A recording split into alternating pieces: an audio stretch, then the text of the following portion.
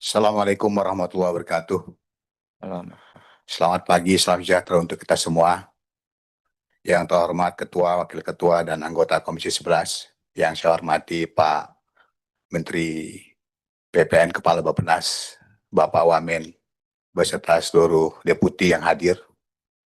Eh, Sebagaimana kita ketahui bersama bahwa Bappenas ini merupakan lembaga yang sangat strategis.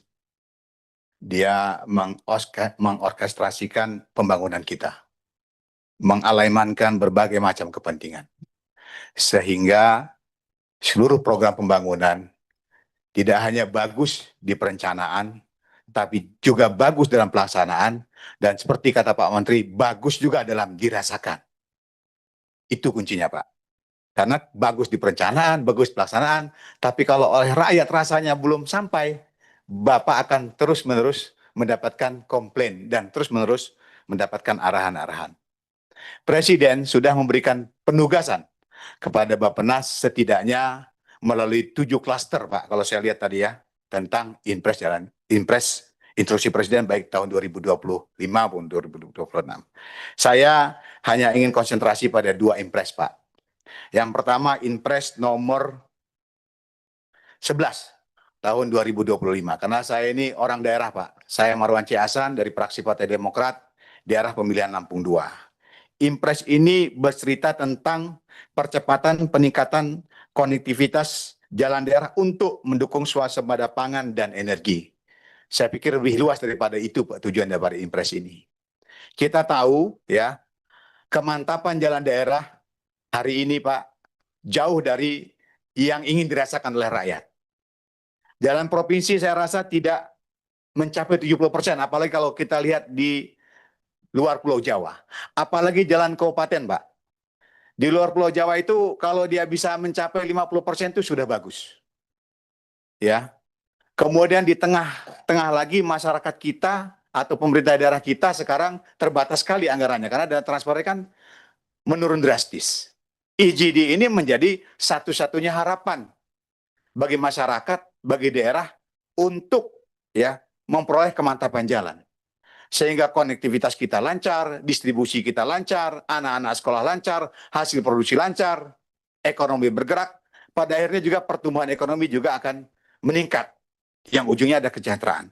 Tapi Pak, saya lihat di outcome-nya Bapak, ini cuma 0,40%.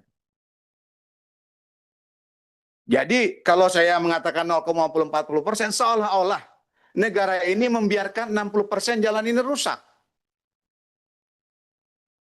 Berarti jalan-jalan yang saat ini rusak di daerah itu memang sengaja kita buat apa?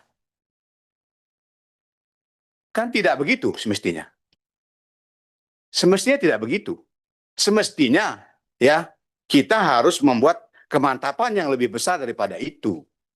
Agar konektivitas lancar, ekonomi tumbuh, daya saing membaik, ya hasil-hasil pangan Bapak tadi itu bisa terjual dengan harga yang bagus, tidak terpotong hanya karena biaya logistik. Kemudian kita tidak lagi melihat masyarakat yang nebar-nebar lele, Pak, nanam-nanam pisang, ibu-ibu mandi di tengah jalan, itu miris sekali, Pak. Itu biaya sosialnya besar sekali.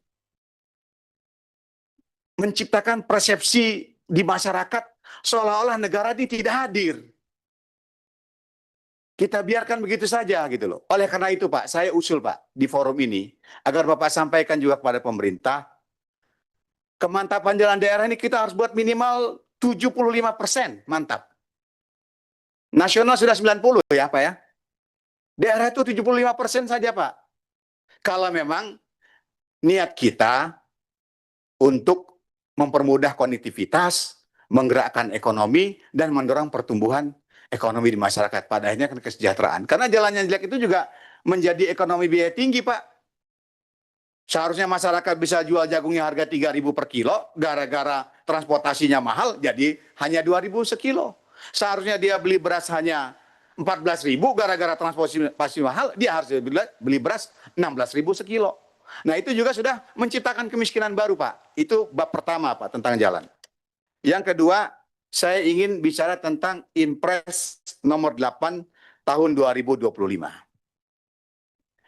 Beberapa waktu yang lalu, menyambung dari Pak Mulyadi, Presiden berpidato di paripurna DPR RI, Pak, penyampaian KEM PPKF. Ini sejarah Republik ini baru sekali Presiden Pak hadir di KEM PPKF.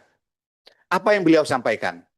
Yang beliau sampaikan adalah pertumbuhan ekonomi Indonesia, ya, hampir satu dekade ini kan nyaris selalu 5%.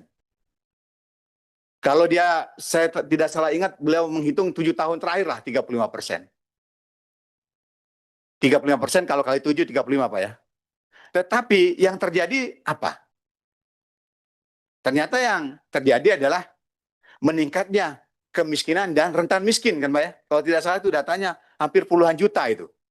Nah, oleh karena itu ya, kalau saya melihat dari target RPJMN kita di mana kemiskinan itu harus turun 4,5 sampai dengan 5% dan kemiskinan ekstrim 0,5%, ini artinya Bappenas harus mengelemenkan pertumbuhan ini, Pak.